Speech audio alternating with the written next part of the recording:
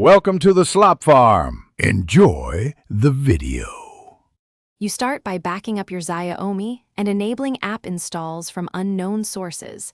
This prevents lockouts if something fails. You will export the current emoji font so you can restore it later.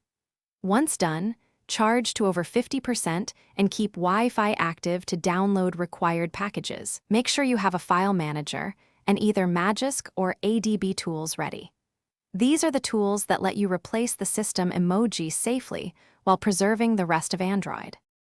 You now obtain a legitimate iOS emoji, TTF, and an installer suited to your Xiaomi firmware. First, test the font in a sandbox or app. Then, with Magisk, add a module that replaces the system emoji file or use ADB. Remount system as read-write, push the new Noto color emoji. TTF to /system/fonts and set permissions to RWRR.